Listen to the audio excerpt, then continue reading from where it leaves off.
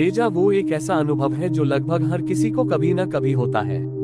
यह एक ऐसा क्षण होता है जब आपको ऐसा लगता है कि आप पहले भी इस क्षण को जी चुके हैं, कि यह पहले भी हुआ है। आप एक ऐसा वाक्य, एक ऐसी जगह या एक ऐसा संवाद देखते हैं जो आपको पहले से परिचित लगता है, हालांकि आप जानते हैं कि ऐसा पहले कभी नहीं हुआ। यह एक अजीबोगरीब अनुभव है, एक ऐसा अनुभव जो हमें अतीत और वर्तमान के बीच एक अजीबोगरीब संबंध के बारे में सोचने पर मजबूर करता है। डेजा वू का क्या कारण है?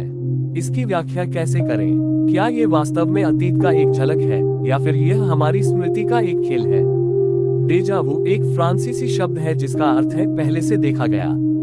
ये शब्द 1876 में एमिल बोअर द्वारा गढ़ा गया था, जो एक स्विस मनोवैज्ञानिक थे। बोअर ने डेजा वू का वर्णन एक ऐसे अनुभव के रूप में किया जिसमें एक व्यक्ति को ऐसा लगता है कि वह वर्तमान घटना पहले भी अनुभव कर चुका है। डेजा वू एक सामान्य अनुभव है, लगभग 60-80% लोग इसे अपने जीवन काल में कम से कम एक बार अनुभव करते हैं। ये सभी आयु वर्गों के लोगों में होता है, लेकिन ये किशोरों और युवा वयस्कों में अधिक सामान्य है। डेजा वू के बारे में कई सिद्धांत मौजूद हैं, लेकिन कोई भी सिद्धांत व्यापक रूप से स्वीकृत नहीं है। कुछ लोकप्रिय सिद्धांत निम्नलिखित हैं। एक सिद्धांत के अनुसार डेजा वू स्मृति के भ्रम के कारण होता है। हो सकता है कि आपके मस्तिष्क में एक ऐसा अनुभव संग्रहित है जो वर्तमान अनुभव से थोड़ा मिलता जुलता है। जब आप वर्तमान में कुछ देखते या अनुभव करते हैं, तो आपकी स्मृति इस समान अनुभव को पहचान लेती है, लेकिन वास्तव में यह एक नया अनुभव है। डेजा वू के कारणों की व्याख्या मस्तिष्क में तंत्रिका गतिविधि से भी की जाती है। हो सकता है कि मस्तिष्क में सूचनाओं के प्रसंस्करण में कुछ गड़बड़ हो। इससे कुछ ऐसा अनुभव हो सकता है कि आप इस अनुभव को पहले से जानते हैं, जबकि वास्तव में ये पहली बार हो रहा है। ये भी कहा जाता है कि डेजा वू तंत्रिकाओं के बीच समन्वय में कमी के कारण हो सकता है। जब हमारे मस्तिष्क के विभिन्न हिस्से सही ढंग से एक दूसरे से संचार नहीं कर पाते हैं, तो यह एक अजीबोगरीब अनुभव पैदा कर सकता है, जिसमें आपको ऐसा लग सकता है कि आप इस अनुभव को पहले से जानते हैं, जबकि वास्तव में आपने इसे पहले कभी नहीं देखा है। कुछ सिद्धांत ये भी बताते हैं कि डेजा वू सचेतन और अचेतन मन के बीच संवाद के कारण हो सकता है।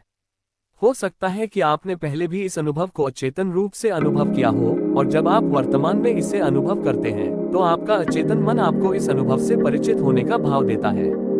कई अन्य सिद्धांत भी हैं जो डेजा वू को समझाने का प्रयास करते हैं।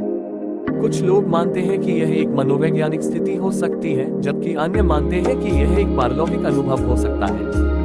डेजा वू क्या ये खतरनाक है? डेजा वू एक अजीबोगरीब अनुभव हो सकता है, लेकिन यह आमतौर पर खतरनाक नहीं होता है। यह एक अस्थायी अनुभव है जो जल्दी ही गायब हो जाता है। हालांकि कुछ लोगों को डेजा वू के कारण चिंता या भ्रम की शिकायत हो सकती है। यदि आपको डेजा वू के कारण कई बार चिंता या भ्रम होता है, तो मनोचिकित्सक से सलाह लेना जरूरी है। डेजा वू एक निरर्थक अनुभव नहीं है। ये हमारे मस्तिष्क और स्मृति के बारे में बहुत कुछ बताता है।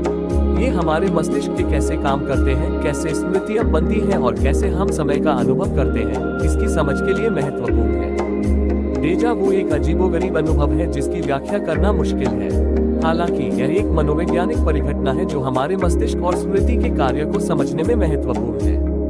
यदि आपको डेजा वू का अनुभव होता है, तो घबराएं नहीं। यह एक सामान्य अनुभव है जो जल्दी ही गायब हो जाता है। डेजा वू का अनुभव अक्सर तनाव, थकान या नींद की कमी के कारण हो सकता है। कुछ लोगों के लिए डेजा वू एक धार्मिक या पारलौकिक अनुभव से जुड़ा हो सकता है। डेजा वू का अध्ययन मानसिक स्वास्थ्य और मस्तिष्क के कार्य को समझने में महत्वपूर्ण है।